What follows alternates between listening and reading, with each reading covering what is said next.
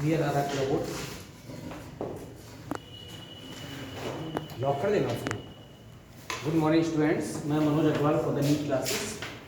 आज का जो आपका टॉपिक है वो है मूवमेंट एंड लोकोमोशन। तो आपने सबने नाम सुना है, कहते हैं कि मूवमेंट और लोकोमोशन में जो बेसिक डिफरेंस है, जैसे आप देखते हैं ना क्रीम आती है मूव लगाते हैं, बहुत दर्द होता है, टीवी प्रचार देखा है। मूव का मतलब है, मूवमेंट उसी से बना है कि आप थोड़ा बहुत अपनी पोजीशन पर रह करके जो आपका कर्वेचर हो रहा है, that is called the movement, ठीक है। और लोकोमोशन क्या है? The shifting of the place. अगर आप अपनी पोजीशन शिफ्ट कर रहे हैं, इधर से उठ करके मैं वहां तक जा रहा हूं, that is called the locomotion. लेकिन अगर मैं अपनी जगह रह करके केवल कर्वेचर मूवमेंट हो रहा है, that is called the movement. तो मूवमेंट क्या है यहां पर? Curvature of body parts. अब देखिए, जरूरी नहीं कि वो बॉडी पार्ट्स में कोई मल्टी सेलर ऑर्गन हो, ठीक है ना, यूनिसेलर भी हो सकता है, उसके पार्ट्स भी हो सकते हैं। तो अगर वहां पर कर्वेचर हो रहा है बॉडी पार्ट्स में, that is called the movement. ये मूवमेंट है।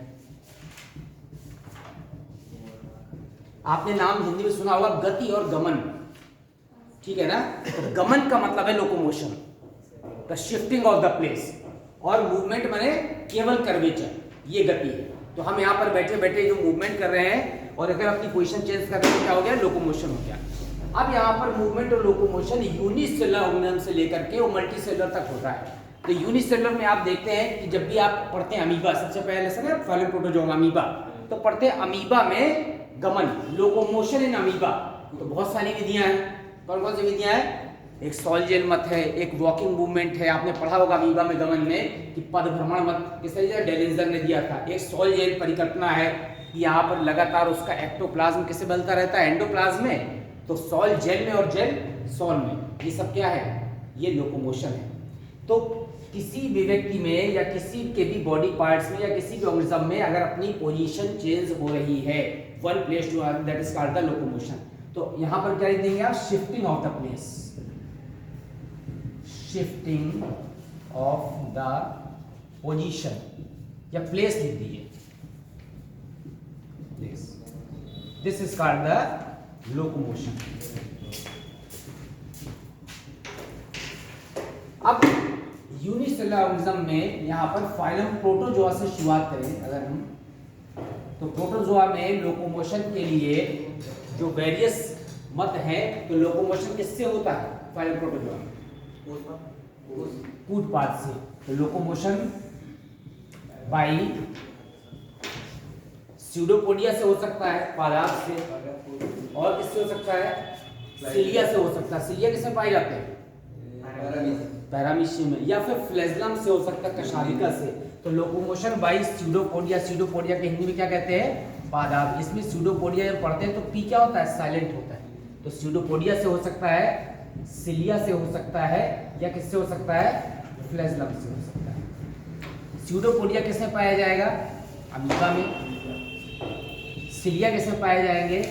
पैरामीशियम में। और फ्लेजलम किसमें पाया जाएगा? यूग्लिना। मैं केवल फाइलम प्रोटोजोआ की बात कर रहा हूं, ठीक है। इसी तरह से बहुत सारे बैक्टीरिया हैं, जीवाणु आपने पढ़े हैं जो प्रोकैरियोटिक होते हैं। तो बैक्टीरिया में भी जरूरी नहीं कि लोकोमोशन हो, लेकिन अगर लोकोमोशन होता है तो किससे होता है? अगर लोकोमोशन होता है बैक्टीरिया जीवाणु में, प्रोकैरियोटिक में, तो किससे होता है?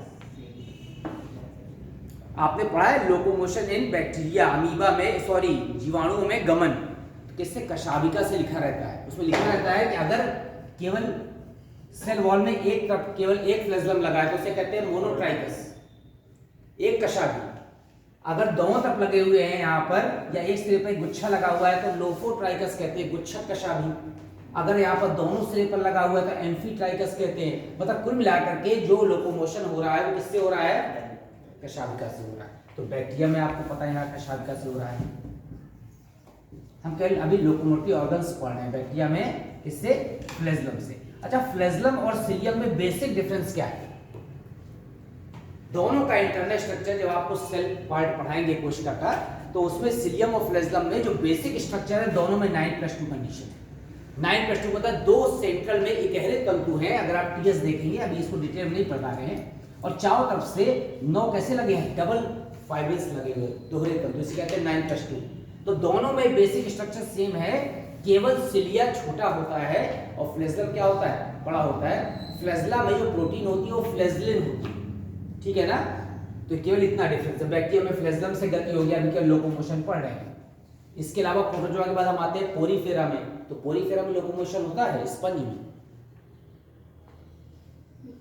होता है, हमने तो देखा नहीं भाई, होता है। किस काहे में होता है, उसके लार्वा में होता है। किसमें, जिस समय यहाँ पर एम्ब्रियोनिक डेवलपमेंट होता है तो लार्वा स्टेज बनती है। आपने पढ़ा होगा मॉरुला, ब्लास्टुला, एम्फीब्लास्टुला, गैस्ट्रुला, तो जो ये स्टेज आती है उसकी लार्वल स्टेज, उसमें केवल क्या होता है, फ्लैजेलर मूवमेंट होता है। बाकी इसमें क्या हो जाता है, वो सेसाइल बने हो जाता है, गमन नहीं करता है। तो अगर आप पोरीफेरा में देखते हैं तो केवल किसमें होता है, ओनली इन लार्वल स्टेज। अब इसके बाद हम पोरीफेरा के बाद किसमें आते हैं, निडेरिया में आ जाते हैं। तो निडेरिया में आपको पता है एग्जाम्पल, आपने हाइड्रा ओवेलिया नाम सुना है, काहे से मूवमेंट हो रहा है, लोकोमोशन किससे हो रहा है, टेंटिकल्स से। हाइड्रा के ऊपर क्या लगे हैं, स्पर्शक लगे हैं, तो उसमें टेंटिकल से, इससे लोकोमोशन हो रहा है। केवल लोकोमोशन नहीं हो रहा है, लोकोमोशन के अलावा अदर फंक्शन भी है, फूड पार्टिकल्स को पकड़ने का कार्य भी है, अपना डिफेंस भी है, लेकिन मेनली टेंटिकल्स से हो रहा है। अब हम इसके बाद निडेरिया के बाद और आगे बढ़ते हैं, तो जो लोकोमोशन हो रहा है उसमें मेनली फाइलम में किसमें आ जाते हैं, एनलिडा में। तो एनलिडा आपने नाम सुना है, इसमें अर्थवर्म आता है, सबको पता है। फेरेटिमा, लोकोमोशन काहे से होता है, फाइलम एनलिडा में जो फेरेटिमा या केंचुआ आता है उसमें गमन काहे से होता है, केंचुए में। केंचुए के कोई पैर तो होते नहीं है, बॉडी से नहीं होता। अभी थोड़ा सा और क्लियर करिए, सीटी से। काइटिन की बनी रचनाएं होती हैं सीटी, नाम सुना है ना, हाँ, इससे गमन होता है। लोकोमोशन है सिर्फ लिख रहे हैं, ऐसा नहीं कि रीडर का मतलब सीटी है। हर फाइलम में जो लोकोमोटिव ऑर्गन्स है वो लिख रहे हैं, तो इसमें सीटी से हो गया। हम आर्थ्रोपोडा में आ जाते हैं। आर्थ्रोपोडा में लोकोमोटिव ऑर्गन्स क्या है, गमन अंग। और यार आर्थ्रोपोडा का तो नाम ही उसी नाम से पड़ा है, उस फाइलम का। आर्थ्रो माने जॉइंट और पोडा माने फीट, तो जॉइंट अपेंडेजेस हैं, क्या है, जॉइंट अपेंडेज, संयुक्त उपांग। सामान्य भाषा में कह सकते हैं लेग्स, ठीक है, मूवमेंट के लिए। फिर आर्थ्रोपोडा के बाद हम आते हैं मोलस्का में। तो मोलस्का में लोकोमोटिव ऑर्गन क्या है, कौन बताएगा। मोलस्का और इकायोडर्मिटा, दो फाइलम इनवर्टिब्रेट में रहते हैं, दोनों में आपको लोकोमोटिव ऑर्गन्स बता देना है।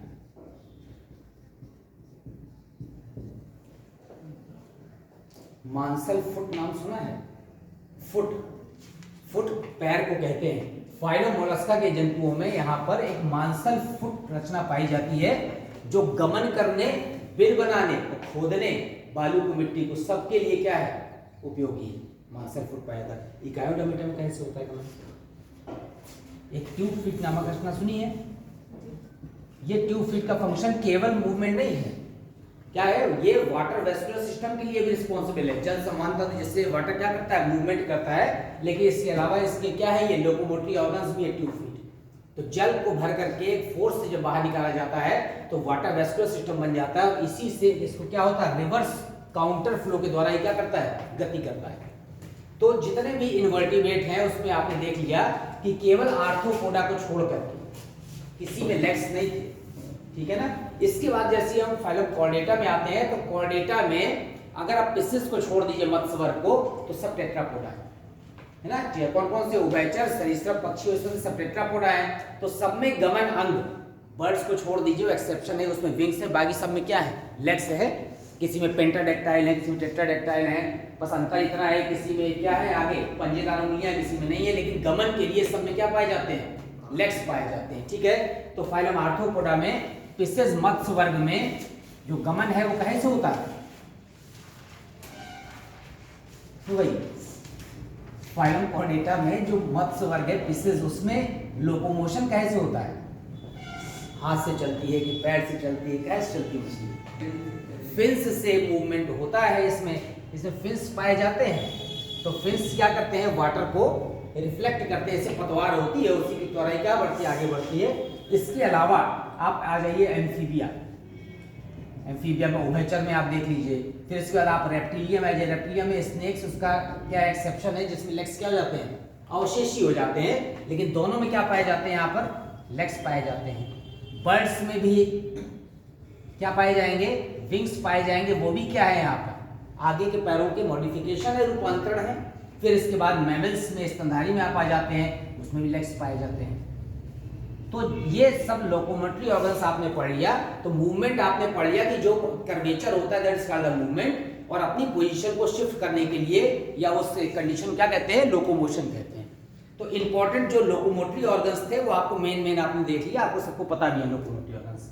अब ये जो लोकोमोटरी ऑर्गन्स हैं, तो अगर वास्तव में हम गति और गमन कर रहे हैं तो हमारी हाई स्कूल इंटर की जो बुक रहती है उसमें मूवमेंट और लोकोमोशन के नाम से कम रहता है, कंकाल तंत्र के नाम से ज्यादा रहता है। तो एक ही चीज है, लोकोमोशन जो हम कर रहे हैं, तो लोकोमोशन के लिए हमारी जो मसल्स हैं वो जिस फ्रेमवर्क पर लगी हुई हैं उस फ्रेमवर्क को क्या कहते हैं, स्केलेटन कहते हैं, कंकाल कहते हैं। उसमें जो मूवमेंट हो रहा है उसी के कारण से हम कहाँ बढ़ रहे हैं, आगे बढ़ रहे हैं। तो मूवमेंट और लोकोमोशन में जो मेन पार्ट है वो क्या है, कंकाल तंत्र। तो जो स्केलेटन सिस्टम है उसको डिटेल में पढ़ने से पहले हमको पता होना चाहिए कि वास्तव में स्केलेटन होता क्या है। स्केलेटल सिस्टम, कंकाल तंत्र। अब कंकाल तंत्र में पूरे बॉडी को एक ढांचा प्रदान करने वाली रचना क्या कहलाती है, कंकाल कहलाती है। और चूंकि बहुत सारी बोन्स उसमें कोऑर्डिनेटेड मैनर में लगी होती है इसलिए उसको कंकाल तंत्र कहते हैं। तो अगर आप स्केलेटल सिस्टम को देखते हैं तो मेनली दो पार्ट में डिवाइड किया गया है कंकाल तंत्र को। कौन कौन सा, नहीं अभी उसमें नहीं आ रहे हैं, वो एंडोस्केलेटन नहीं आ रहे, हम केवल किसमें आ रहे हैं, स्केलेटल सिस्टम में एक्सोस्केलेटन और एंडोस्केलेटन, एक्सोस्केलेटन और एंडोस्केलेटन। वो जो आप बता रहे हैं एक्सियल एपेंडिकुलर वो इसमें आएगा एंडोस्केलेटन। अभी आपको पता होना चाहिए कि डिफरेंस क्या है एक्सो और एंडोस्केलेटन। बताइए कौन बता सकता है। एक्सोस्केलेटन को हिंदी में कहते हैं बाह्य कंकाल, इसको क्या कहते हैं, अंतः कंकाल कहते हैं। एक्सो माने आपको पता है, एक्सो माने आउटसाइड, एंडो माने इनसाइड। तो अब आप बताइए कि जो एक्सोस्केलेटन है, बाह्य कंकाल है, वो क्या है। ये भी पाया जाता है डेवलप्ड एनिमल्स में, ह्यूमन बींग्स में भी है, एंडो भी है, लेकिन ये जो है एक्सोस्केलेटन मोस्टली पाया जाता है इनवर्टिब्रेट्स में, और वर्टिब्रेट्स में दोनों पाए जाते हैं एक्सो और एंडोस्केलेटन। तो एक्सो माने आउटसाइड, ऐसा कंकाल या ऐसी कंकालीय रचनाएं जो सरफेस पर होती हैं, समझ रहे हैं, कहाँ होती हैं, सरफेस पर होती हैं, आपको आंखों से दिखाई पड़ती हैं, सतह पर होती है, that is called the exoskeleton. तो क्या है यहाँ पर प्रेजेंट ऑन द स्किन या फिर अपर सरफेस।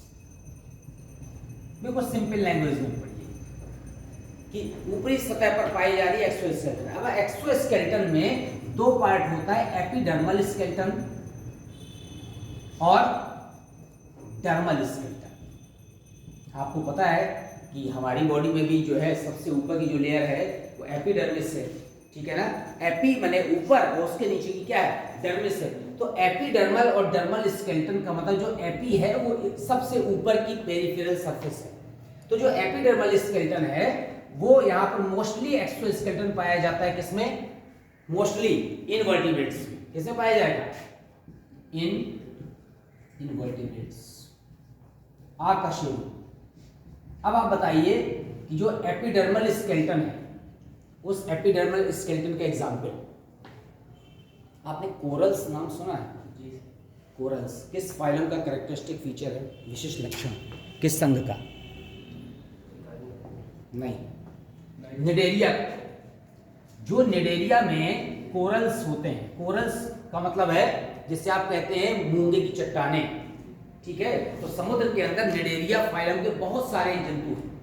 इस निडेरिया फाइलम का एक और नाम है, इसको सिलिंकेटा भी कहते हैं। इसके जो जंतु होते हैं वो समुद्र के अंदर होते हैं और कोरल रीफ बनाते हैं। कोरल रीफ आपने बहुत नाम सुना होगा। तो मूंगे की जो बड़ी बड़ी चट्टानें होती है समुद्र के अंदर सैकड़ों हजार किलोमीटर की, उसे कहते हैं कोरल रीफ। वो इनका एक्सोस्केलेटन है। किसका? फाइलम निडेरिया की जंतुओं का। तो बहुत बड़ी बड़ी चट्टानें वहां पर पाई जाती हैं, उसे कोरल्स कहते हैं। तो कोरल्स किस फाइलम में हो गया? यहाँ पर निडेरिया में। और बताइए एक्सोस्केलेटन निडेरिया। निडेरिया के अलावा और कौन सा एपिडर्मल स्केलेटन है? मोलस्का का खोल देखा है बाहर का, कैल्शियम कार्बोनेट का कवच, वो एपिडर्मल स्केलेटन है। यहाँ पर CaCO3 का कवच कैल्शियम कार्बोनेट किसमें पाया जाता है? मोलस्का में। अभी उसको हटा बेटा। कोरल उसका एक्सोस्केलेटन है जो एक आवरण के रूप में रहता है, टूट टूट के निकलता रहता है।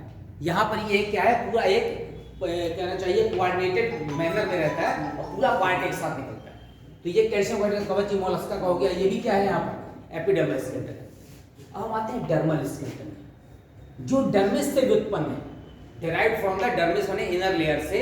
उसमें जितने भी वर्टिब्रेट्स हैं, ठीक है ना, और इनवर्टिब्रेट्स हैं, दोनों का अंतर्गत बाह्य कंकाल आता है। जैसे वर्टिब्रेट्स में आपने देखा जो जानवरों के खुर होते हैं, ठीक है, वो इसमें आते हैं, हूफ्स कहते हैं। और क्या आएंगे? बर्ड की चोंच देखिए, बीक, वो भी डर्मल स्केलेटन। और बताइए, अरे सींग होते हैं जानवरों के, हॉर्न, वो भी इसी में आएंगे। तो सींग हो गए, खुर हो गए, चोंच हो गई, ये सब क्या है? डर्मल पार्ट हैं, ठीक है ना। इसके अलावा यहाँ पर जितने भी कहना चाहिए जो पेंटाडेक्टाइल एनिमल्स होते हैं, उसमें आगे की तरफ जो नेल्स लगे होते हैं, नाखून, हमारी बॉडी में भी हैं, वो भी नेल्स में से आते हैं। आपने कभी शैम्पू का प्रचार देखा है? देखा है ना। बाल का नीचे का पार्ट थोड़ा सा ज्यादा क्या होता है? राउंडेड होता है, ऐसा। ये वाला पार्ट कहाँ से जुड़ा होता है? डर्मिस। इसलिए जब खींचते हैं तो डर्मिस से लिविंग लेयर से जुड़ा होता है तो दर्द होता है, लेकिन जब काटते हैं तो दर्द नहीं होता, क्योंकि कौन सा पार्ट काट रहे हैं? एपिडर्मल। तो इसकी जो ओरिजिन है वो डर्मल। तो ऐसा नहीं केवल इनवर्टिब्रेट्स में, इनवर्टिब्रेट्स में ज्यादा पाया जाता है, इसके अलावा वर्टिब्रेट्स में भी डर्मल पार्ट से निकला हुआ एक्सोस्केलेटन है। तो हमारे जो यहाँ पर नेल्स के अलावा हेयर्स हैं, उसका जो बेसल पार्ट है, ये रूट, वो कहाँ जुड़ा हुआ है? डर्मिस से जुड़ा हुआ है। बाकी पार्ट कहाँ है? एपिडर्मल है, ठीक। अब हम आते हैं एंडोस्केलेटन में। एंडोस्केलेटन मोस्टली क्या, ये ज्यादातर पार्ट क्या होता है? नॉन लिविंग, ज्यादातर, नॉट ऑलवेज। यहाँ पर सीधा हमारे नाखून है, जहां से जुड़े हुए हैं वो डर्मिस है। खींचते हैं तो बहुत दर्द होता है, लेकिन जब बाहर निकल आते हैं उसको काट देते हैं तो पेन नहीं होता, क्योंकि ऊपर की लेयर हो जाती है, नॉन लिविंग हो जाती है। एंडोस्केलेटन जो होता है वो स्किन के अंदर पाया जाता है, बाहर से आपको आसानी से दिखाई नहीं देता है। इनसाइड है तो present on the inside the skin या बीनीथ द स्किन, और ये मोस्टली लिविंग होते हैं, मोस्टली लिविंग इन नेचर। अब ये लिविंग नेचर के हैं, तो आप देखिए कि जो इकाइनोडर्म्स होते हैं, ठीक है ना, इकाइनोडर्म्स में का मतलब है जिसमें स्टारफिश वगैरह आती है, तारा मछली, उसमें जो अंदर की जो प्लेटें होती हैं, किसकी? स्केलेटन की, कंकाल की, वो क्या आती है? एंडोस्केलेटन से आती है, ठीक है ना, इनर लेयर की। इसके अलावा जो मेन पार्ट है एंडोस्केलेटन का, जो फाइलम कॉर्डेटा का विशिष्ट लक्षण है, वो क्या है? यहाँ पर it is made up of the bones and cartilage. किससे बना होता है? बोन्स एंड कार्टिलेज, ठीक है ना। तो कुछ पार्ट यहाँ पर भी एपिडर्मल है, लेकिन मोस्टली पार्ट बोन्स और कार्टिलेज से बना हुआ है, और मीसोडर्मल ओरिजिन का होता है। किससे होता है? Mesodermal in origin. Mesodermal blood भी होता है, ठीक है ना, करेक्टिव टिश्यू होते हैं। तो ये जो बोन्स और कार्टिलेज है, ये मीसोडर्मल ओरिजिन की है, ये एंडोस्केलेटन बनाती हैं। और ये जो बोन्स और कार्टिलेज हैं, हम बोन्स की स्टडी करते हैं ऑस्टियोलॉजी में, कार्टिलेज की करते हैं कार्डियोलॉजी में, ठीक है। तो ये जो बोन्स ऑफ कार्टिलेज है, ये पूरा मिलकर के जो फ्रेमवर्क बना रहा है, that is called the skeletal framework, कंकालीय ढांचा। अब आप ये बताइए कि जो हम मूवमेंट की स्टडी करते हैं, कर्वेचर की, वो विज्ञान की किस शाखा में करते हैं? इसके बाद हम कंकाल तंत्र में आते हैं। मूवमेंट की स्टडी, लोकोमोशन की नहीं, जो बॉडी में जो कर्वेचर हो रहा है, जैसे खड़े खड़े जो मूव कर रहे हैं, इस मूवमेंट की स्टडी किस ब्रांच में करते हैं? इसको कहते हैं काइनेसियोलॉजी। काइनेसियोलॉजी, द स्टडी ऑफ मूवमेंट।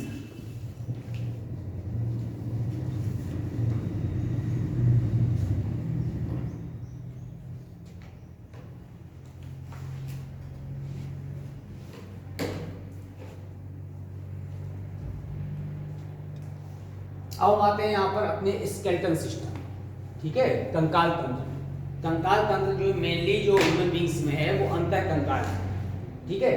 तो अंतः कंकाली जो ढांचा है हमारा, that is made up of the bones and cartilage. अब बोन्स और कार्टिलेज एक विशेष पॉइंट पर विशेष एंगल से ज्वाइंट से जुड़ी हुई है, ठीक है ना। उन ज्वाइंट्स की स्टडी को कहते हैं आर्थ्रोलॉजी। अभी उसकी स्टडी बाद में करेंगे ज्वाइंट्स की। तो जो ह्यूमन स्केलेटन है, ह्यूमन एंडोस्केलेटन, अंतः कंकाल। अब इसको फिर से डिफरेंशिएट किया गया, जो आप बता रहे थे कि किसमें, एक्सियल और एपेंडिकुलर में। इसमें हम आते हैं, axial skeleton and appendicular skeleton.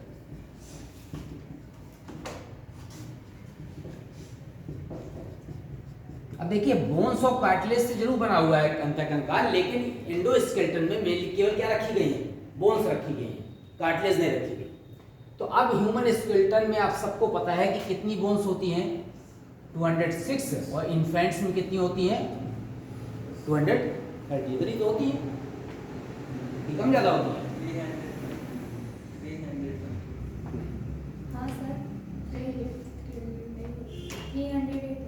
नहीं, आप लोगों को अपनी बोन नहीं बतानी है, नॉर्मल पर्सन में कितनी होती है बतानी है। हमने तो नहीं पढ़ी, ठीक है। 206 पढ़ी है। जैसे थोड़ा सा डेवलपमेंट हो जाता है चाइल्ड का, और उससे पहले एम्ब्रियोनिक स्टेज के साथ साथ बर्थ के समय भी 213 रहती है। लेकिन 2, 4, 5 साल बाद जब बच्चा 5-6 साल का हो जाता है, तो फिर यह कहते हैं 8-10 साल का, तो कितनी रह जाती है? 206, ठीक है। अब कई जगह ऐसा लिखा रहता है कि जैसे आप खास तौर से गूगल में देखते हैं तो लिखा रहता है कि 300 से ज़्यादा हड्डियां पाई जाती है, बाद में जुड़ जाती है। इतनी हड्डियां वास्तव में होती नहीं। अब आपने जो बोन्स जोड़ रखी है, मैं आपको बता दूं कौन कौन जोड़ रखी है।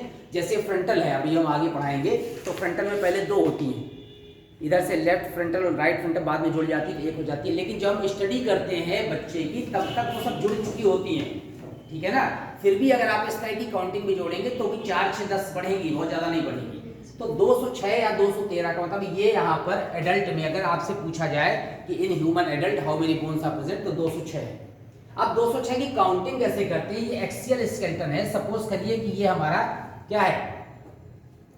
स्कल, खोपड़ी, and that is the vertebral column, रीढ़ की हड्डी, बिल्कुल सिंपल लैंग्वेज समझिए। ये बीच की केंद्रीय पार्ट है, central pillar, that is called the axial skeleton. तो एक्सियल स्केलेटन में हमारा क्या क्या आ गया? यहाँ पर आ गया स्कल, खोपड़ी, ठीक है। फिर क्या आया? वर्टेब्रल कॉलम आ गया। और क्या क्या आ गया? स्टर्नम आ गया, उरोस्थी, जहां पर बटन लगा हुआ है, ये जो हड्डी है, चारों तरफ से इसके और इसके बीच में, वर्टेब्रल कॉलम और उरोस्थी के बीच में क्या लगी है? रिब्स लगी है, पसलियां, ठीक है। ये पार्ट हमारा एक्सियल स्केलेटन था। अब एक्सियल स्केलेटन के बाद यहां पर ये हो गया पेक्टोरल गर्डल, अंश मेखला, और ये लगे हैं अपर लिम्ब, और ये हो गया हमारा पेल्विक गर्डल, और ये हो गया हमारे लोअर लिम्ब। ये पास साइड से निकले हैं, इसीलिए इसको क्या कहते हैं? Appendicular skeleton. तो इसमें क्या क्या आएगा? गर्डल्स आ जाएंगे, और गर्डल्स के क्या साथ साथ आ जाएंगे? लिम्ब्स आ जाएंगे। इसमें आपका skull, vertebral column, sternum, ribs etcetera etcetera. उसमें क्या आएगी? आपकी गर्डल्स माने मेखलाएं। अब मेखलाएं दो हैं, ऊपर के कंधे वाले को अंश मेखला कहते हैं, पेक्टोरल गर्डल, और इस वाले कमर वाले को श्रोणी मेखला कहते हैं, पेल्विक गर्डल कहते हैं। तो इतने पार्ट हैं। अब बोन्स की काउंटिंग करने से पहले हम एक रफली आइडिया ले लेते हैं कि एक्सियल स्केलेटन और अपेंडिकुलर स्केलेटन में आप कैसे काउंटिंग करते हैं। ये जो अपेंडिकुलर स्केलेटन है हमारा, इसमें होती है 126 बोन्स। कितनी? और इसमें कितनी बची? 80 बची। आप देख लीजिए 206 वाली काउंटिंग कर रहे हैं। अब हमको जब पूरी काउंटिंग करनी है तो हम क्या ध्यान रखें कि एक्सियल स्केलेटन में हमारा पहले आया स्कल। अब स्कल को फिर से जब डिवाइड करते हैं तो खोपड़ी में क्या क्या चीज होती है? एक तो होता है क्रेनियम। क्रेनियम को हिंदी में कहते हैं कपाल। ये केवल जो ऊपर की सीलिंग है, चारों तरफ का आवरण, जैसे हेलमेट लगाते हैं, ये क्रेनियम है। इसमें 8 बोन होती है, ठीक है। फिर इसके बाद स्कल में और क्या आता है? फेशियल बोन्स आती है, चेहरे की हड्डियां। ये कितनी होती हैं? 14 होती हैं। बोन संख्या लिख रहे हैं। इसके बाद इसमें आती है ईयर और स्किल्स, कर्ण अस्थियां, कान की हड्डियां। कितनी होती हैं? 6 होती हैं। एक कान में 3, दोनों मिला के 6। एक आ जाता है इसमें हाइवाइड। हाइवाइड ऐसी बोन है जिसके ऊपर टंग रखी हुई है, जीभ। तो देखिए आप 14, 8, 22, 6, 28 और 29, टोटल 29 हड्डियां इसमें होती हैं। कुछ लोग स्कल में 28 कर देते हैं, हाइवाइड को अलग कर देते हैं। उससे आपको कंफ्यूजन नहीं करना है। आप समझिए इसमें 29 होती है। वर्टेब्रल कॉलम जो आपकी रीढ़ की हड्डी है, ठीक है ना, उस वर्टेब्रल, क्योंकि ये वाली स्कल में हाइवाइड अलग से आ जाती है नीचे, इसलिए कुछ लोग इसको स्कल से हटा देते हैं। तो आप उसको 28 कर दीजिए, हाइवाइड को अलग एक कर दीजिए, चाहे जोड़ दीजिए। वर्टेब्रल कॉलम में हमारे रीढ़ की हड्डी में जो कशेरुकाएं हैं, अभी डिटेल में पढ़ेंगे कि सबसे पहले नेक से शुरू होती है। खोपड़ी पर क्या है? ग्रीवा। तो नेक की हो गई, उसको क्या कहते हैं? यहाँ पर सर्वाइकल, गर्दन को क्या कहते हैं? सर्वाइकल कहते हैं। फिर वक्ष भाग में आ गए, थोरैसिक कहते हैं। फिर उसके बाद लंबर, कमर में आ गए, लंबर कहते हैं। फिर क्या कहते हैं? सेक्सल, फिर कॉक्सीजियल। इस तरह से कुल मिलाकर के 26 बोन्स होती है, ठीक है। इसके बाद स्टर्नम तो एक ही ओरोस थी ये, और पसलियां होती है 12 जोड़ी। 12 जोड़ी माने 24। अब आप देख लीजिए काउंटिंग, 29 और 1 30 ये हो गई, ठीक है। और 26 और 24 कितने हो गए? 50। तो 50 और 30 80। अब जो बोन बढ़ रही थी, ये वर्टेब्रल कॉलम में रीढ़ की हड्डी में एम्ब्रियोनिक स्टेज में 33 बोन्स होती। कितनी? 33। ये जो 7 बढ़ी हैं, जैसे ही डेवलपमेंट होता है तो ये जो 33 है ये घट करके आपस में फ्यूज हो जाती है। कई हड्डियां, कौन सी? वर्टेब्रल, नीचे वाली वर्टेब्रल फ्यूज हो जाती है। उसके कारण से कितनी रह जाती है? 26। तो इसलिए टोटल हड्डी कितनी हो गई? 80 हो गई। और इन्फेंट्स में कितनी हो गई? 87 हो गई, ठीक। अब आते हैं अपेंडिकुलर स्केलेटन में। इसमें गर्डल्स हैं। ये गर्डल्स को मेखलाएं कहते हैं। ये अंश मेखला, ये कौन सी? शोणी मेखला। अंश मेखला कितनी है? 2। हर अंश मेखला में यहाँ पर पेक्टोरल कहते हैं इसको इंग्लिश में, पेक्टोरल गर्डल। अभी कल बोन्स की काउंटिंग कर रहे हैं। 2 पेक्टोरल गर्डल हैं और हर पेक्टोरल गर्डल में 2 हड्डी हैं। तो 2 गुणे 2 कितनी हो गई? 4। पेल्विक गर्डल एक ही होती है, शोणी मेखला ये, और 2 हड्डी हैं, हाफ इधर और हाफ इधर। तो टोटल बोन कितनी हो गई? 2। तो 4 और 2 6। और जो आपके लिम्स है ना, ये सब लिम्ब है, ये दोनों, ये अपर लिम्ब है, ये क्या? लोअर लिम्ब है। हर लिम्ब में 30 हड्डी होती है, फिक्स है। तो 30 चौको 100। लिम्ब कितने हैं? 4। तो 4 गुणे कितने कर दीजिए? 30। तो टोटल कितनी बोन हो गई? तो 120 ये, और 2 122 और 4 126। तो 126 बोन तो आपकी अपेंडिकुलर स्केलेटन में हो गई। और आपकी 80 बोन्स किस में हो गई? एक्सियल में। तो बिल्कुल फिक्स काउंटिंग है कि मनुष्य के अंदर कंकाल में 206 हड्डी होती हैं। अब हम आते हैं एक्सियल स्केलेटन में डिटेल में। किस पार्ट में आएंगे? स्कल में। लिख लिया आपने? काउंटिंग इतना लिख लीजिए।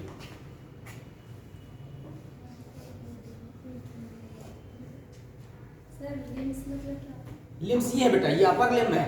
एक्चुअली हम लोग इसको हाथ कह देते हैं, हाथ नहीं है। हाथ केवल इतना पार्ट है, ये यहाँ से, ये है हैंड, ठीक है ना। और फुट केवल ये है ना। तो इसलिए यहाँ पर लिम्ब कहते हैं हम लोग इसको, अपर लिम्ब और लोअर लिम्ब। वैसे तो जो एक और नाम भी है, क्या कहते हैं? अपर लोअर ना कहें तो क्या कह सकते हैं? अपर लोअर इसलिए कह दिया क्योंकि हम लोग 4 पैर से नहीं चल रहे, 2 से चलने लगे, तो ये ऊपर आ गए। नहीं तो ये कहाँ के पैर थे? आगे वाले थे, ठीक है ना। तो आगे वाले पैर को क्या कहते हैं? बताइए। अरे आपने देखा नहीं, उसमें लिखा था बर्ड्स में 4 लिम्स और कौन से? Hind limbs. तो हम लोग ने अपर लोअर इसलिए कर दिया क्योंकि हम लोग सीधे खड़े होकर चलने लगे। तो पहले जो वर्टिब्रल कॉलम जो 4 पर जंतु चलते हैं उसमें ऐसा है, जब जानवर चलता है तो ऐसे उसका वर्टिब्रल कॉलम है। हमारा कैसा हो गया? सीधा हो गया। तो आगे के पैर कहाँ गए? हाथ में आ गए तो हमने उसको अपर लिम्ब कह दिया, क्योंकि हाथ में इतना ही पार्ट होता है। तो अपर लिम्ब और लोअर लिम्ब। हम एक्सियल स्केलेटन में आ गए।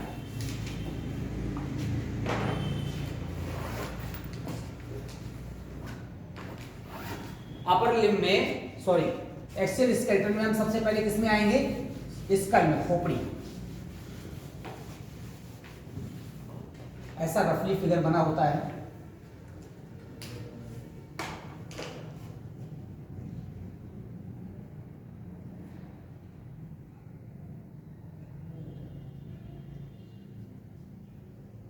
ठीक है।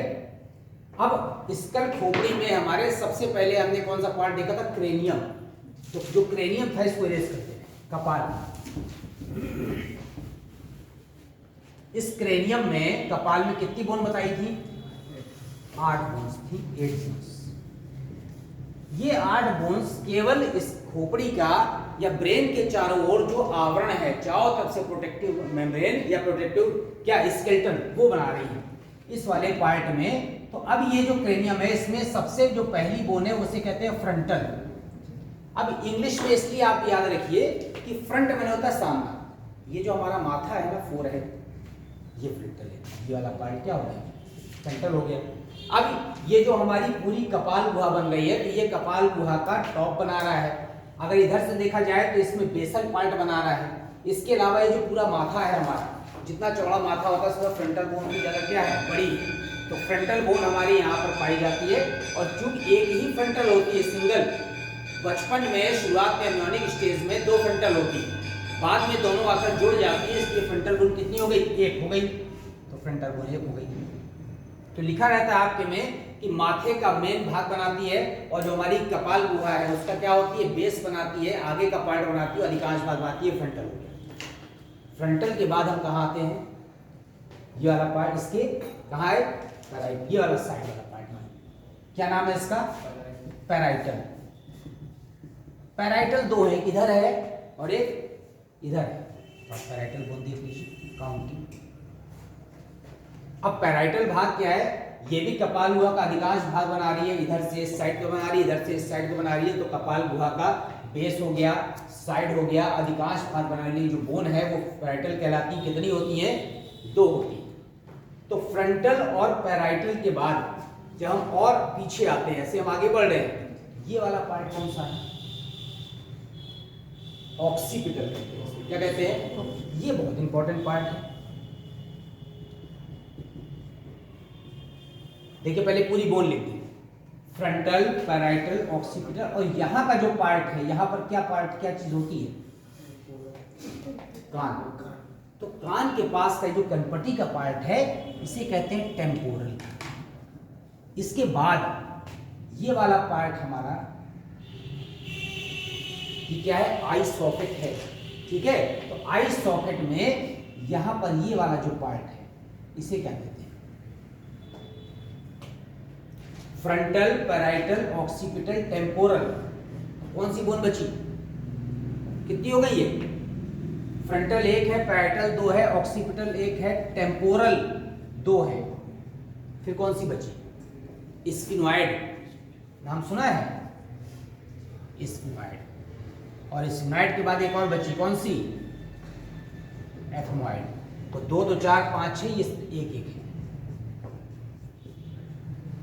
ये वाला पार्ट, ये देख रहे हैं, that is called the sphenoid and that part is called the ethmoid. ये और थोड़ा इधर ले आइए इसको, ये टेम्पोरल सबसे बड़ा पार्ट। अब हम आते हैं ऑक्सीपिटल में। समझ लीजिए, ये जो ऑक्सीपिटल पार्ट है, इसको जब हम ऐसे करके पलट दें, ये अभी कौन सा व्यू है?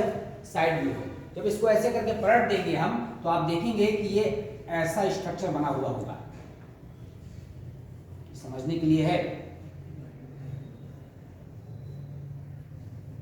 अभी इसमें हमारी फेशियल बोन्स भी आएंगी। यहां पर एक बड़ा सा होल होता है, कैविटी, गट, उसे कहते हैं फोरामेन मैग्नम, महारंध्र। हमारी जो स्पाइनल कॉर्ड आ रही है ना, रीढ़ की हड्डी के अंदर से तंत्रिकाएं, वो इस फोरामेन मैग्नम से होकर के कहां जाती हैं? ब्रेन में एंटर करती हैं। तो ऑक्सीपिटल को पीछे से पलटेंगे तो अंदर इतना बड़ा गड्ढा दिखाई देगा, इसे कहेंगे यहां पर फोरामेन मैग्नम। ये फोरामेन मैग्नम को हिंदी में क्या कहते हैं? महारंध्र कहते हैं।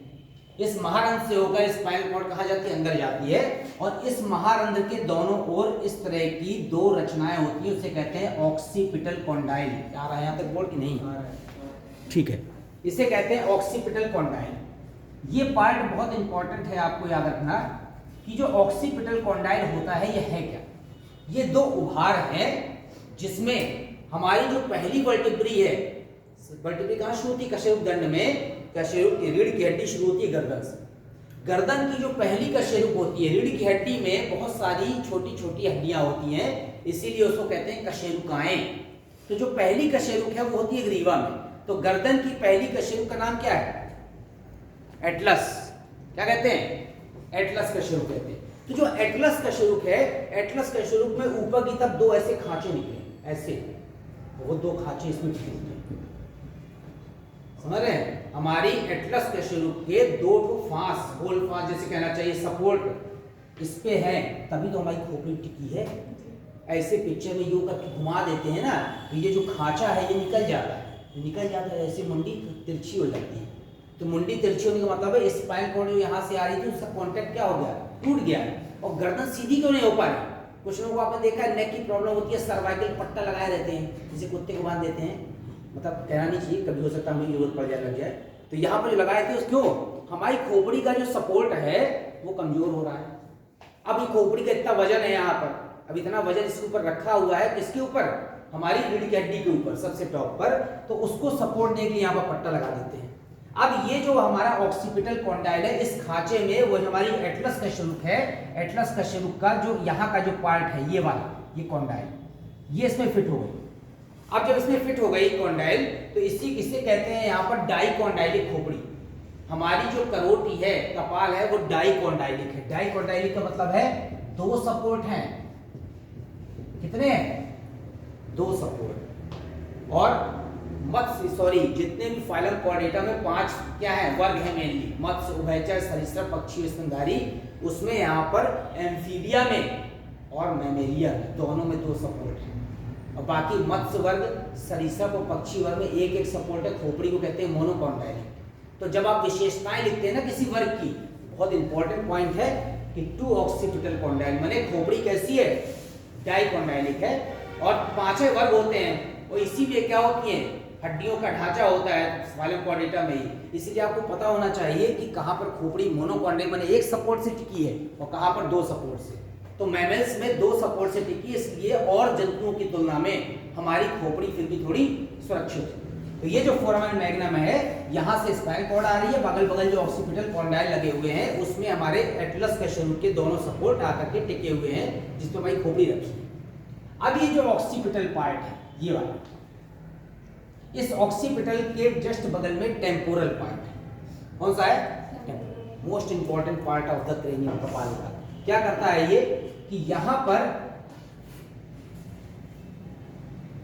एक हड्डी होती है जाइगोमेटिक, इसे कहते हैं चीक, थोड़ा और ऊपर बढ़ा दें इसको, जाइगोमेटिक, इसे कहते हैं चीक बोन। ये देख रहे हैं, ये इसी के कारण से हमारा चेहरा थोड़ा फूला है, लेकिन ऐसे करके अंदर क्या होगा, पिचक गया होता है। तो जो चीक बोन है वो ये जाइगोमेटिक बोन है, आगे पढ़ाएंगे कि इसमें फेशियल बोन में। तो टेम्पोरल बोन एक तरफ स्फिनॉइड से अटैच है, एक तरफ जाइगोमेटिक से अटैच है, एक तरफ ऑक्सीपिटल से अटैच है, एक तरफ पैराइटल से अटैच है, और ये वाली जो टेम्पोरल बोन है, ये वाली जो हड्डी है हमारी निचले जबड़े की, उसको कहते हैं मैंडिबल। क्या कहते हैं, और ये हमारा क्या है, टीथ लगे हुए हैं। तो जो लोअर जाके टीथ लगे हुए हैं, जिस हड्डी के सॉकेट में घुसे उसे कहते हैं मैंडिबल, ठीक है। तो मैंडिबल का जो पीछे का जो भाग है ये, उसे कहते हैं मैंडिबुलर फॉसा। वो किससे आकर जुड़ा हुआ है, टेम्पोरल हड्डी से, ठीक। अब क्या है, टेम्पोरल हड्डी और जाइगो, इसको कहते हैं यहाँ पर जाइगोमेटिक को मलार बोन या तो चीक बोन। यहां से टेम्पोरल हड्डी से एक प्रवर्ध निकलता है जाइगोमेटिक की तरफ, और जाइगोमेटिक से एक प्रवर्ध निकलता है किसकी तरफ, टेम्पोरल की तरफ। तो इससे जो प्रवर्ध निकलता है उसको कहते हैं जाइगोमेटिक आर्च या जाइगोमेटिक प्रवर्ध, और इससे जो निकलता है उसे कहते हैं टेम्पोरल प्रवर्ध। ये वो प्रवर्ध है, ये यहाँ से और ये यहाँ से, दोनों से कॉर्नर से जाकर के सपोर्ट बनाए रहते, जुड़े रहते हैं। तो इस वो कहते हैं जाइगोमेटिक आर्च, माने जाइगोमेटिक आर्क, माने क्या कहते हैं हिंदी में, कांच नहीं हो, क्या कहते हो जो चाप। तो यहाँ से निकलेगा तो ज़ाइगोमेटिक आर्च, यहाँ से निकलेगा तो टेम्पोरल आर्च, दोनों जाकर मिल जाती है तो सपोर्ट बना देती है। तो ये टेम्पोरल हड्डी के अंदर ही हमारे कान की हड्डियाँ सुरक्षित रहती हैं। इसके अलावा ये स्फिनॉइड से, ऑक्सीपिटल से, ज़ाइगोमेटिक से, मैंडिबल से, कई जगह से जुड़ी होती है। अब इसके बाद आप जब मैंडिबल अभी किस में आते हैं,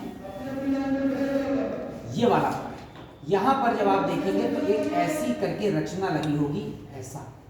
इसमें एक को कहते हैं यहाँ पर मैस्टॉइड प्रवर्ध,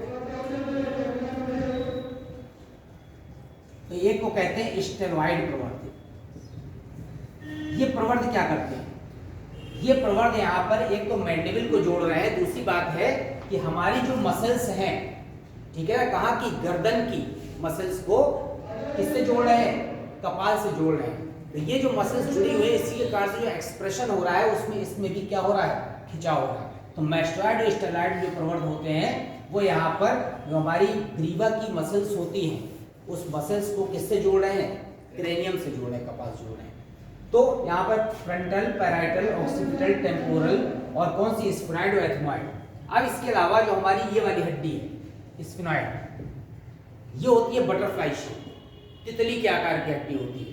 अब ये बटरफ्लाई शेप हड्डी के अलावा जो एथमॉइड हड्डी है, ये एथमॉइड हड्डी यहाँ तो पाई जा रही है, सबसे छोटी बोन तो है ही है, एल शेप की होती है। इसके अलावा इसका फंक्शन होता है कि जो हमारा आगे का पार्ट है नासल, ये वाला, ये जो हड्डी है, इसके अंदर बल खाए हुए उभार होते हैं, उसे कहते हैं इंफीरियर टर्बाइनल। क्या कहते हैं, वो इसी के हड्डी के रूपांतरण है एथमॉइड के, उसको कहते हैं इंफीरियर टर्बाइनल। तो क्रेनियम में frontal, parietal, occipital, temporal, sphenoid, ethmoid के अलावा जो हमारी फेशियल बोन्स होती हैं, कितनी होती हैं, 14 होती हैं। तो अगर आप फेशियल बोन्स देखें यहाँ पर, ये वाली कौन सी बोन है,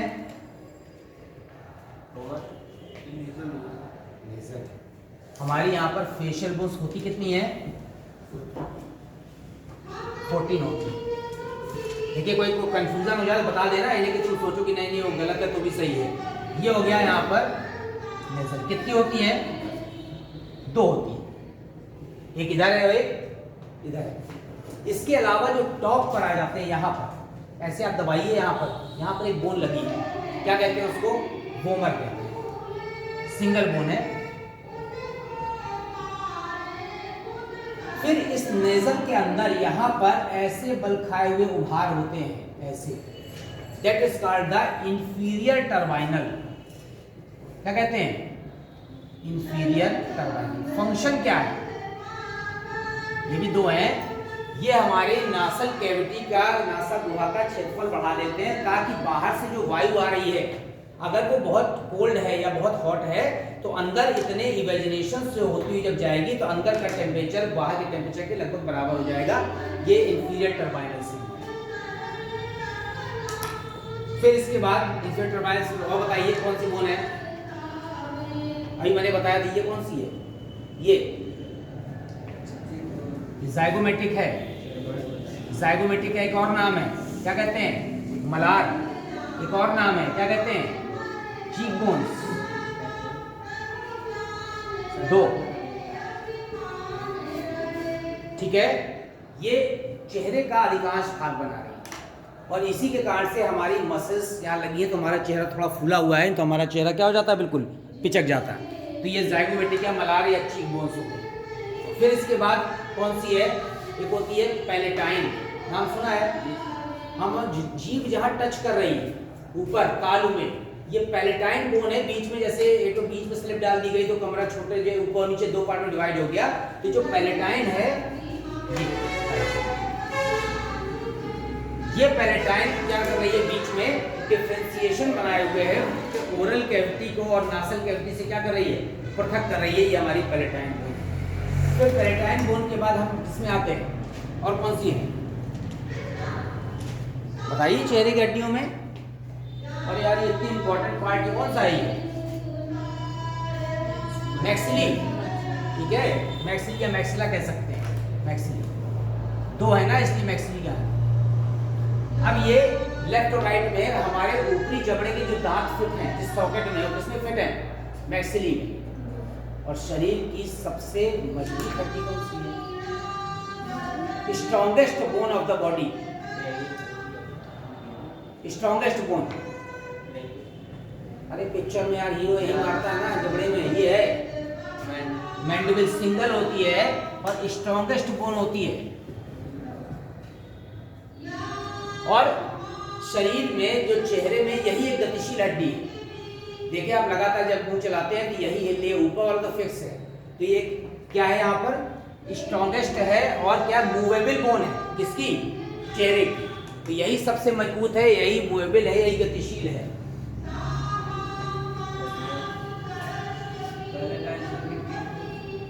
पहले देखो नासल 2 हो गई, इंफीरियर ट्राइबाइनल 2 हो गई, ये केवल ये और ये 1 है, बाकी सब 2 है। काउंट करो जरा कितनी हो रही है। नासल 2 2 4 1 5 2 7 2 9 2 11 1 12, एक कोई कम रह गई, कौन सी? हाँ तो ये वो पेयर में होगी ना, एक कौन सी कम है बताइए? एक होती है लैक्राइमल, कौन सी कम है? लैक्राइमल। यहाँ स्मॉलेस्ट बोन और सबसे पतली बोन, जैसे हमारा नाखून होता है उस तरह की होती है, उसे क्या कहते हैं? लैक्राइमल्स कहते हैं। लैक्राइमल, जो लैक्राइमल ग्लैंड होती है कहाँ होती है? आँख में होती है। क्या की टीयर के लिए, आंसू के लिए लैक्राइमल कहाँ पाई जाएगी? आई बॉल के अंदर, लैक्राइमल्स। काउंट करिए, मुझे लगता हो गई होंगी। तो नाजल, नेजल हो गई, गोमर हो गई, ट्राइबाइनल हो गई, साइगोमेटिक हो गई, पैलेटाइन हो गई, मैक्सिली हो गई, मैंडिबल हो गई, लैक्राइमल्स हो गई। यहाँ पर ये जो बोन्स है हमारी, ये फेशियल बोन्स है जो हमारे पूरे चेहरे को एक निश्चित आकृति प्रदान कर रही है। अब इसमें क्या है, क्वेश्चन किस तरह के आते हैं? जैसे मान लीजिए स्मॉलेस्ट बोन, ठीक है, स्मॉलेस्ट बोन अगर बॉडी की पूछा जाए तो कौन सी है? स्टेप्स, कान के अंदर की है। लेकिन अगर फेशियल पूछ दिया तो बदल जाएगा, है ना। स्ट्रॉन्गेस्ट बोन मैंडिबल होती है, एक सिंगल ऐसी गतिशील हड्डी पूरी बॉडी में जो सबसे ज्यादा मूवमेंट करती है जबड़े में या फिर कौन सी है? मैंडिबल है। सबसे ज्यादा जो इंपॉर्टेंट बोन है हमारे क्रेनियम में, कपाल में, जो सभी हड्डियों से आपस में जोड़ती है, दैट इज द टेम्पोरल। ये सबको ज़ाइगोमेटिक आर्च जो है और टेम्पोरल दोनों आपस में क्या होते हैं? कांटेक्ट में रहते हैं, जुड़े रहते हैं। इसके अलावा मैंडिबल को यहाँ से जोड़ने वाली जो रचना से कहते हैं मैंडिबुलर फॉसा, ठीक है, वो भी टेम्पोरल हड्डी के गर्त में फिट होती है। ये वाला पार्ट इससे जाकर के कनेक्ट हो जाता है, तभी हमारा निचला जबड़ा लटका हुआ है और क्या कर रहा है? गति कर रहा है। तो उस कैविटी को कहते हैं ग्लैंड कैविटी या टेम्पोरल फॉसा, जिसमें जाकर मैंडिबल हड्डी का हमारा जो शीर्ष है या आगे का पार्ट है पॉइंटेड वाला, वो क्या हो जाता है? फिट हो जाता है। इसके बाद मैस्टोइड स्टेट प्रोसेस आपने देख ही लिया। तो आपने देखा किस तरह से जो क्रेनियम की बोन्स है और फेशियल बोन्स के अलावा हम किस में आएंगे? ईयर ऑस्किल्स, कर्ण अस्थियों। कर्ण अस्थियों का डिटेल नहीं पढ़ेंगे क्योंकि उसके लिए अलग से लेसन आएगा, कौन सा? श्रवण संतुलन, ठीक है। तो ईयर ऑस्किल्स आपकी कितनी है? 6 होती है, 3 हर बोन, सॉरी हर ईयर में होती है। ईयर ऑस्किल्स, कर्ण अस्थि 3 पेयर 6 होती है। स्मॉलेस्ट इसमें आपको पता है, वो जब अलग से लेसन पढ़ाएंगे तो फिर डिटेल पढ़ाएंगे। मेलियस इंटरस्टेप्स होता है, इसमें स्टेप्स सबसे छोटे होते हैं। तो आपने देखा कि आपके क्रेनियम के सॉरी स्कल की 28 ये हो गई। 28 के बाद हमने एक हाइवाइड को जोड़ा था। क्यों हाइवाइड को जोड़ा था? तो हाइवाइड का जब आप स्ट्रक्चर देखते हैं,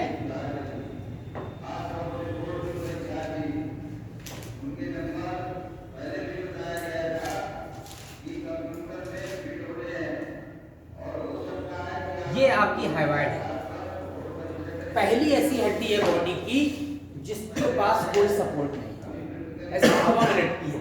केवल ये वाली जो हाइवाइड बोन है हमारी, ठीक है, जो इसमें टंग रखी हुई है, ये कहाँ से जाकर फिट हो जाती है? ये जो इमेस्टोइड स्लाइड प्रोसेस है, इसके ऊपर ये टेम्पोरल पार्ट से केवल यहाँ से ये एक पार्ट से जुड़ी हुई है, बाकी कहाँ लटकी है? हवा में लटकी है। इसी पर क्या रखी है? टंग रखी है। इसलिए जब कोई फांसी लगाता है तो खट से जीभ बाहर आ जाती है, क्योंकि थोड़ा सा सपोर्ट है हाइवाइड का। जैसे हाइवाइड डिस्प्लेस होती है तो टंग कहाँ जाती है? बाहर आ जाती है। तो ये जो हाइवाइड हड्डी का यू के आकार की होती है, और यहाँ पर ये वाले जो गर्त हैं, सॉरी श्रृंग है, इसे कहते हैं लेसर कॉर्नू। क्या कहते हैं? लेसर। और ये वाले इसे कहते हैं ग्रेटर कॉर्नू। ग्रेटर माने बड़ा, कॉर्नू माने श्रृंग, माने उभार, और ये मेन पार्ट इसे कहते हैं बॉडी। तो इस तरह का स्ट्रक्चर किसका है यहाँ? थायराइड का है, जिसके ऊपर हमारी क्या रखी है, टंग रखी है। तो अब हमारी स्कल पार्ट पूरा हो गया, क्रेनियम हो गया, फेशियल बोन्स हो गए और क्या हो गया, थायराइड हो गया। इसके बाद हम इसमें आते हैं वर्टिब्रल कॉलम में आते हैं। वर्टिब्रल कॉलम नाम इसलिए रखा गया है,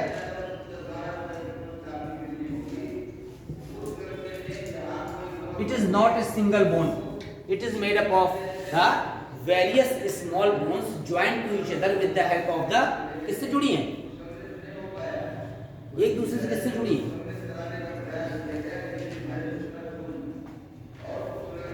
बताइए। हमारी जो यहाँ पर वर्टिब्री है, इसकी छोटी छोटी इकाई क्या कहलाएगी, वर्टिब्री कशेरुक। वर्टिब्री एक जुड़ी है इंटरवर्टिब्रल डिस्क से, ठीक है ना, उसमें लिगामेंट है, इंटरवर्टिब्रल डिस्क से जुड़ी हुई है। तो आप अगर आपने कभी अपने एमआरआई देखी हो या किसी व्यक्ति का पूरा बैकबोन का आपने क्या देखा हो, एक्सरे देखा हो, तो उसमें कई कर्वेचर, ठीक है। तो वर्टिब्रल कॉलम में 26 कशेरुकाएं एडल्ट में और 33 किसमें, इन्फेंट्स में होती है। इसी के आधार पर हड्डियों की संख्या क्या हो जाती है, कम या ज्यादा हो जाती है। तो वर्टिब्रल कॉलम आप अगर देखें साइड व्यूज का, तो उसमें कई प्रकार के क्या है, उभार है। जैसे कितने तरह के हैं, ऐसा बनी होगी, आप देखिए ये वाला पार्ट जहां से शुरुआत हो रही है, that is called the cervical, गर्दन का। तो सबसे पहले यहाँ पर जो सर्वाइकल पार्ट है, ये सर्वाइकल पार्ट, इसमें एक कर्व पाया जाएगा। उसके बाद जो कर्व पाया जाएगा वो किसमें पाया जाएगा, थोरेसिक पार्ट पाएगा, वक्षी पार्ट। फिर कटी वाला कमर वाला पार्ट ये आया, इसमें फिर से लंबर पार्ट कहते हैं, इसमें फिर से कर्व आया। उसके बाद सबसे लास्ट में सैक्रल पार्ट में फिर एक कर्व आया। इस तरह की आपको एमआरआई में दिखाई पड़ेगी। अगर कोई कंडीशन में कोई वर्टिब्री की अपनी पोजीशन शिफ्ट होती है, तो वो डॉक्टर इसी को देख कर अंदाज लगा लेता है कि कौन से नंबर की वर्टिब्री गड़बड़, तो बता देता है वो कि आपकी कि सर्वाइकल वाली गड़बड़ है आपकी, कि थोरेसिक वाली गड़बड़, कौन से नंबर की वर्टिब्री पोजीशन से क्या हो रही है, डिस्प्लेस हो रही है। तो ये कोई चिपकी नहीं है, ये एक दूसरे से खांचे में फिट है, इंटरवर्टिब्रल डिस्क से आपस में अटैच हैं।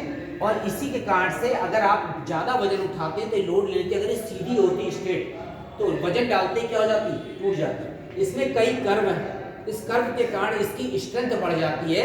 तो लेकिन एक चीज ध्यान रखना चाहिए कि बहुत ज्यादा लोड अगर वर्टिब्री पे पड़ेगा तो हमारी वर्टिब्री अपनी पोजीशन से क्या हो जाएगी, शिफ्ट हो जाएगी। वर्टिब्री की पोजीशन चेंज होते ही हमारे अंदर की जो स्पाइन नर्व्स जा रहे हैं, उस नर्व पर दबाव पड़ने लगेगा। जब नर्व पर दबाव पड़ने लगेगा तो हमारी जितनी भी वाइटल एक्टिविटीज क्या हो जाएंगी, डिस्टर्ब हो जाएगी।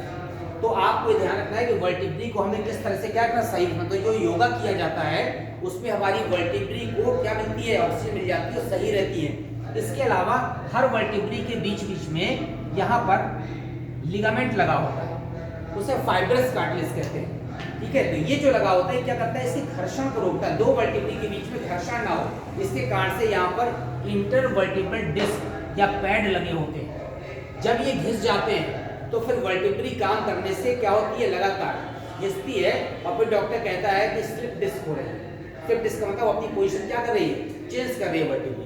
तो आपको ध्यान रखना है कि बहुत ज्यादा वजन जो लोग सिर पर रख के उठाते हैं, ठीक है ना, तो अगर आपको बहुत ज्यादा वजन उठाना है तो आपको पहले बैठना है जमीन पर, उसके बाद वजन रखना है और फिर खड़े होना है। अगर आपने ऐसे करके वजन उठा लिया तो ये 20 से, समझ रहे हैं, ऐसे करके बहुत हाई वजन नहीं उठाना। अगर आपको उठाना है तो पहले आप बिल्कुल स्ट्रेट बैठ जाइए, उसके बाद ऊपर रखिए, जब आप उठेंगे तो उस पर कम लोड पड़ेगा, नहीं तो आपकी वर्टिब्री क्या हो सकती है, स्लिप डिस्क हो सकती है, जीवन भर की समस्या। तो ये जो वर्टिब्रल कॉलम है हमारा, इसमें कौन कौन सा पार्ट है, एक है सर्विकल पार्ट, सर्वाइकल वर्टिब्री। तो सर्वाइकल वर्टिब्री कितनी होती है, गर्दन में कितनी कशेरुकाएं हैं, 7। चाहे वो चूहे की गर्दन हो और चाहे वो जिराफ की गर्दन हो, लेंथ में अंतर होगा लेकिन नंबर कितना रहेगा मैमल्स में, 7 रहेगा। ग्रीवा के बाद कौन सा पार्ट आता है, थोरेसिक, वक्ष भाग, हिंदी में लिखते हैं वक्षीय कशेरुकाएं। कितनी होती है, 12, क्योंकि पसलियां तो कितनी है, 12 जोड़ी इसी से जुड़ी है, इसलिए इसकी संख्या कितनी है, 12 है। इसके बाद आती है लंबर वर्टिब्री। लंबर को हिंदी में कहते हैं कटी, इसकी कितनी होती है, 5। अभी मैं टोटल काउंटिंग लिख रहा हूँ इन्फेंट्स में जितनी होती है। कटी के बाद ही पार्ट आता है सैक्रल, हिंदी में कहते हैं त्रिक, इसको क्या कहते हैं, कटी कहते हैं।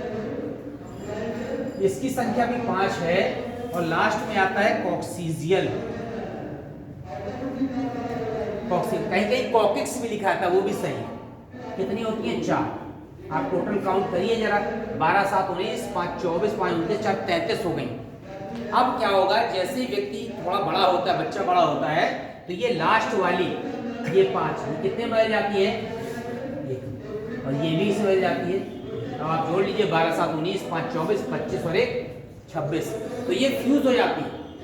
तो एक कॉक्सीजियल भी फ्यूज हो जाती है। यहाँ पर उसको कॉडल भी कहते हैं, कॉक्सीजियल भी कहते हैं, कॉकिक्स भी कहते हैं, बहुत सारे नाम हैं। ग्रीवा कशेरुक, यहाँ पर वक्षीय कशेरुक, कटी कशेरुक, त्रिक और ये अनुत्रिक।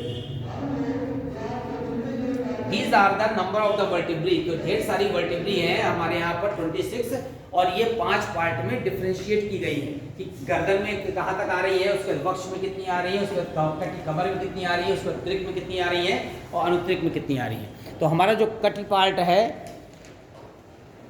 ये वाला पार्ट, ये यहाँ पर जहाँ बेल्ट लगाए हुए हैं, यहाँ वक्ष खत्म हो जाता है, कटी शुरू हो जाता है। वर्टिब्रल कॉलम के बाद, कशेरुकदंड के बाद जो हमारा मेन पार्ट आता है वो क्या आता है? अभी हम एक्सियल स्केलेटन में पढ़ रहे हैं, कौन सा है? उरोस्थि, स्टर्नम कहते हैं इसका। उरोस्थि क्यों कहते हैं? उर माने जानते हैं क्या होता है? थोड़ी और संस्कृत पढ़ी होगी आपने। उर माने होता है हृदय। क्या होता है? हृदय। हृदय की तरफ की जो हड्डी है, that is called the sternum. कोई और नाम है इसका? एक कॉमन नेम है, इसको क्या कहते हैं? इसको ब्रेस्ट बोन भी कहते हैं। कितनी होती है? सिंगल होती है। अब ये जो सिंगल है वर्टिब्री, तो आप वर्टिब्री सॉरी बोन,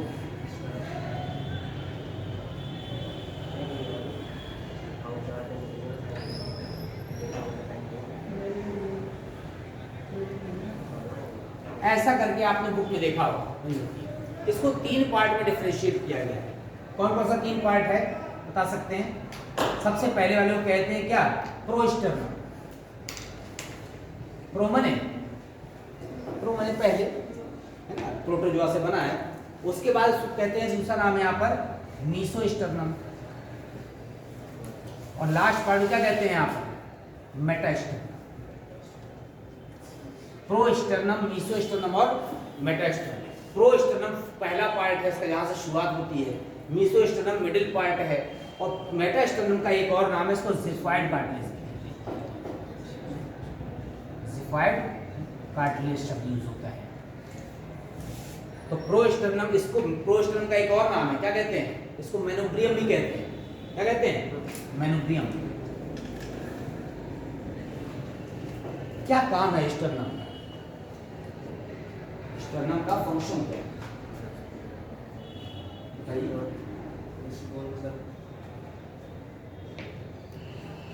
ये पीछे की तरफ है, कौन सी? Vertebral column. तो ये कहाँ है? आगे। तो रिब्स को सपोर्ट तो मिलेगा। जो हमारा थोरेसिक केस बना है पिंजरा, उस पिंजरे को बनाने के लिए पीछे और आगे की हड्डी तो आ गई। अब साइड की हड्डी जो बैल में रिब्स जो लगी है, उन दोनों को जोड़ने के लिए यहाँ स्टर्नम, और पीछे क्या? Vertebral column. वर्टिब्रल कॉलम में कौन सा भाग केवल? क्योंकि हमारा जो थोरेसिक केस नाम इसलिए रखा है, वक्षीय कटहरा, माने वक्ष भाग में केवल है वो ऐसा स्ट्रक्चर। तो किसमें जुड़ेगा? ये पीछे की तरफ थोरेसिक वर्टिब्रा जुड़ेगा। यहाँ किससे जुड़ेगा? स्टर्नम से जुड़ेगा, ताकि वक्षीय कटहरा बन जाए, जिसके अंदर लंग्स और क्या रहेगा? हार्ट। ठीक। तो हम इसके बाद स्टर्नम किसमें आते हैं? रिब्स, पसलियाँ। बहुत इंपॉर्टेंट पार्ट है बॉडी की। जब टूट जाती है तो बहुत पेन होता है, अपने आप जुड़ती है। क्यों? यहाँ जो टूट जाती है, तब आप जो प्लास्टर भी बांधते हैं, कुछ बांधते हैं, तो वैसे भी किसी पार्ट बॉडी हड्डी टूटती है तो प्लास्टर अंदर नहीं घुस जाता। प्लास्टर केवल उसको क्या देता है? सपोर्ट देता है कि ये हमारी जो बोन टूटी है, ये सही पोजीशन पर क्या हो जाए? जुड़ जाए। जुड़ती तो बॉडी में जो कैल्शियम होता है ब्लड में, उससे है। तो हमारी जो रिब्स होती हैं वो 12 जोड़ी होती है। इसके अलावा रिब्स में यहाँ पर हीमोपोइसिस होता है, आरबीसी भी बनते हैं। ठीक है ना? तो हमारी रिब्स में आरबीसी बन रहा है, इसलिए रिब्स के टूटने पर पेन बहुत होता है और उनमें वीकनेस आ जाती है, क्योंकि आरबीसी के बनने की दर कम हो जाती है। तो ये जो 12 जोड़ी पसलियां हैं, अक्सर पूछा जाता है कि ट्रू एंड फॉल्स रिब्स किसे कहते हैं? किसी को पता है ट्रू और फॉल्स रिब्स कहते हैं? बहुत इजी है, सत्य और असत्य पसलियां। जो पेयर्स में रहती है, है बेटा, जो पेयर्स में रहती है, नहीं, अभी सही नहीं है जो पेयर्स में सर।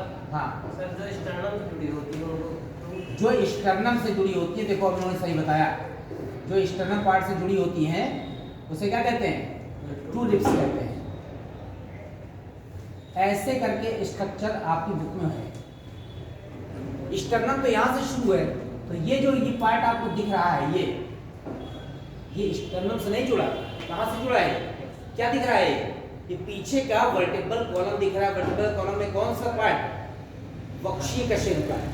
तो ये जो वक्षीय कशेरुकाएं हैं ये यहाँ से ऐसी शुरुआत हो जाती है और हमारे स्टर्नम एक तरफ रिब्स वर्टिब्रल कॉलम में किससे जुड़ती है? थोरैसिक वर्टिब्री से, और आगे आकर के घूम करके कहाँ से जुड़ती है? स्टर्नम से। तो ये वाली जो रिब है, आप देखिए, इसको बनाने के लिए आपको बनाना नहीं है, समझना है। ऐसे करके नीचे की तरफ उसका क्षेत्रफल या एरिया बढ़ता चला जाता है। तो यहां से ये रिब आई ऐसी।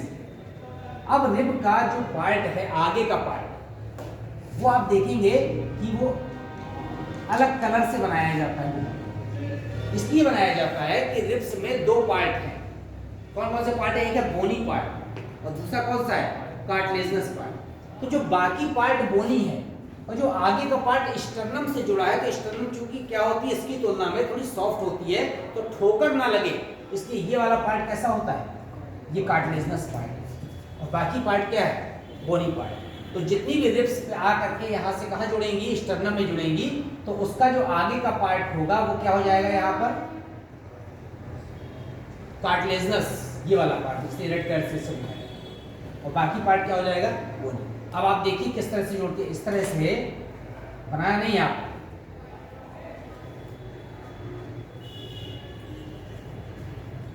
ये 7 पेयर जो होती है रिब्स, अब मैं यार डबल बनाना है इसलिए आपको कंफ्यूजन ज्यादा हो रहा है। 7 पेयर की जो रिब्स हैं वो डायरेक्टली आकर किससे जोड़ रही है? स्टर्नम से। इसीलिए इन 7 पेयर की रिब्स को, इनको 7 पेयर को कहते हैं ट्रू रिब्स। ट्रू इसलिए कहते हैं क्योंकि ये डायरेक्टली आकर स्टर्नम से जुड़े, इसलिए इसका एक और नाम है इन रिब्स को। क्या कहते हैं इनको?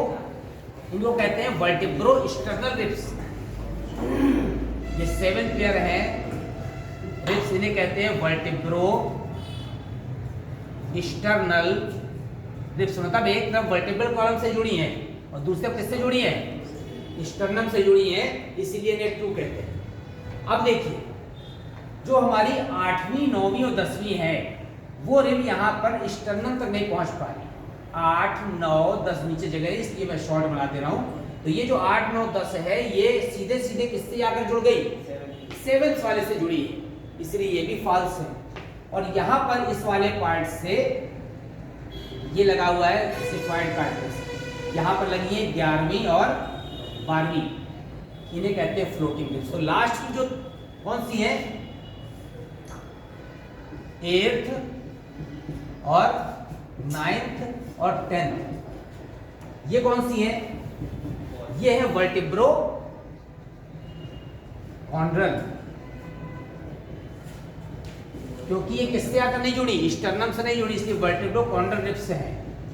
कितनी है ये यहाँ पर? 3 पेयर। और लास्ट की जो 11th और 12th वाली है, 11th और 12th, ये जो है कहलाएंगी फ्लोटिंग रिब्स, क्योंकि ये हवा में लटकी हुई हैं। लेकिन ये पांचों मिलकर क्या कहलाएंगे? False ribs. ये सब फॉल्स है। तो जितनी डायरेक्टली आकर के स्टर्नम से जुड़ जाए वो क्या है? ट्रू। और उसी का एक और नाम है वर्टिब्रो स्टर्नल। और जो स्टर्नम तक आकर न जुड़ सके वो फॉल्स है। और फॉल्स में 8वीं 9वीं और 10वीं 7th से जुड़ी, इसलिए नाम है वर्टिब्रो कॉन्ड्रल। और 11वीं 12वीं हवा में लटकी, इसलिए क्या नाम है? फ्लोटिंग। इस तरह से 12 पेयर ऑफ रिब्स हो गई। तो रिब्स में ये पूछा जाता है कि ये यहाँ पर बोनी पार्ट कौन सा है, कार्टिलेज पार्ट कौन सा है? बोनी पार्ट कहाँ से जुड़ेगा? पीछे की तरफ थोरैसिक वर्टिब्री से। और कार्टिलेजिनस पार्ट कहाँ से जुड़ेगा? स्टर्नम से। इसके अंदर आरबीसी का फॉर्मेशन होता है। इसको यहाँ पर ट्रू और फॉल्स में डिवाइड किया गया है। जो डायरेक्टली आकर के जुड़ जाए स्टर्नम से वो क्या है? ट्रू है। और जो डायरेक्टली ना जुड़ सके वो क्या है? फॉल्स है। फॉल्स में भी 8वीं 9वीं और 10वीं वर्टिब्रो कॉन्ड्रल है, और जो है लास्ट 11वीं 12वीं क्या है? फ्लोटिंग। तो आप देख रहे हैं जो एक्सियल स्केलेटन था, तो एक्सियल स्केलेटन में हमने स्कल में हाइवाइड को जोड़कर 29 बोन गिन ली। इसके बाद वर्टिब्रल कॉलम में कितनी गिन ली? 26। स्टर्नम में 1 गिन ली और यहाँ पर रिब्स कितनी है? 24। देखिए 29 और 31 और ये कितनी हो गई? 80। अगर आप वर्टिब्रल कॉलम में यहाँ पर 33 ले लेंगे इन्फेंट्स की, तो टोटल संख्या कितनी हो जाएगी? 87 हो जाएगी। तो आपकी टोटल बोन्स कितनी हो जाएगी? 213 30। और अगर आप यहाँ पर 26 लेंगे तो टोटल कितनी होगी? 206। तो आज के इस पार्ट में हमने आपको एक्सियल स्केलेटन की बोन बता दी है, ठीक है। ये जो हमने फिगर बनाया था उसमें किसी किसी बोन की पोजीशन थोड़ी बहुत अप एंड डाउन हो सकती है, तो ऐसा नहीं आपको बुक से देख कर बनाना है, लेकिन समझ लेना है कि कौन सी बोन कहाँ पाई जाती है। क्रेनियम में 8 हो गई, फेशियल में कितनी हो गई? 14, ईयर ऑस्कल्स में कितनी हो गई? 6, हाइवाइड 1 हो गई हमारी, उसके बाद वर्टिब्रल कॉलम में 26 हो गई, 1 स्टर्नम हो गई, बाकी क्या हो गई? यहाँ पर रिब्स हो गई। ये सब मिलके एक्सियल स्केलेटन आपका पूरा हो गया। इसके बाद आएंगे अपेंडिकुलर स्केलेटन में।